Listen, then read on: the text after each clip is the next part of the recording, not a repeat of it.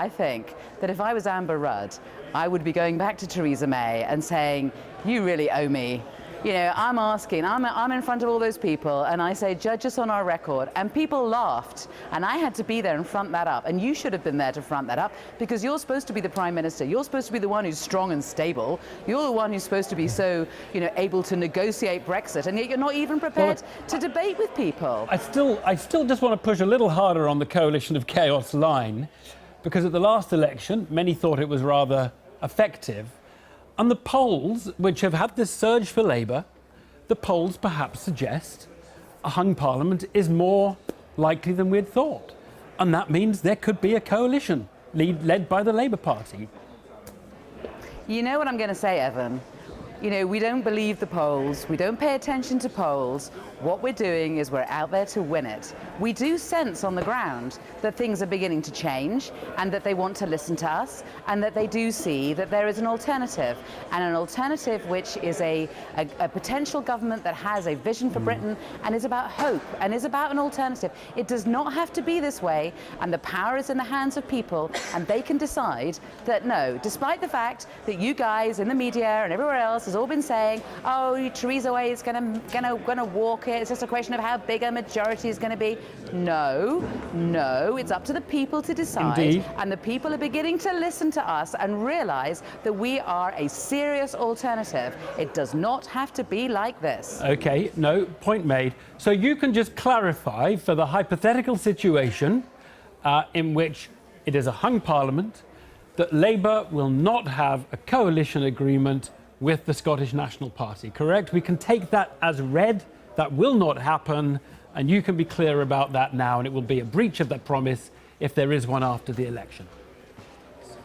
I'm not dealing with hypotheticals with you. I'm sorry. We're 9 days Why out not? from Why an not? election, It's a perfectly reasonable question. Because we're fighting this to win. Because we want to have a majority in the House of Commons, and we want to be the next government, and we are putting forward our alternative to the British people, and it's for them to decide which government they want. Because one thing's for sure, it's either going to be a Labour government or a Conservative government, and that's how it is. Right. So it is very interesting that you won't rule out a coalition with the SNP, and anybody listening to you will say, if we don't agree with Emily Thornberry that it may be a hung parliament, then we'd be right to think they will do a deal with the SNP.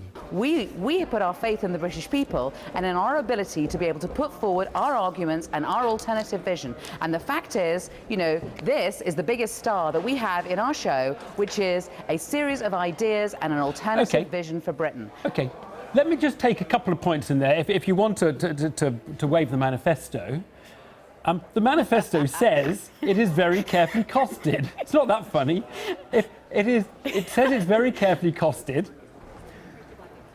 Sorry, I'm laughing because I know you're going to start asking me numbers. I'm not going to do the thing. It's Believe me, I'm not going to do the testing. I'm trying to test you on your numbers. I'm not. However, there are some policy areas. There are some policy areas where it's simply not costed. Are benefits going to be uprated or not? Because working age benefits, on Monday, Jeremy Corbyn said they would be, but there's no cost in there for that. That's not a costed manifesto, is it?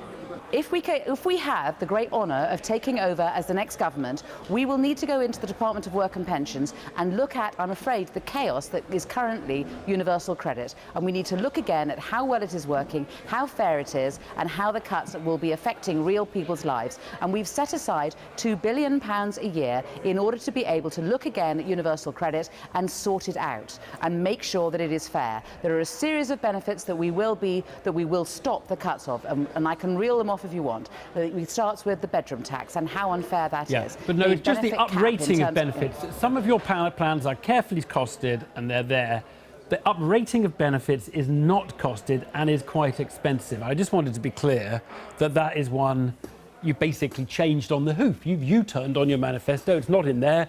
Corbyn on the TV says it is, and that's a difference to your manifesto. The reason that we put into the manifesto the focus on universal credit is because this is now the vehicle under which people will be getting their benefits, and we need to make sure that it is done fairly and properly.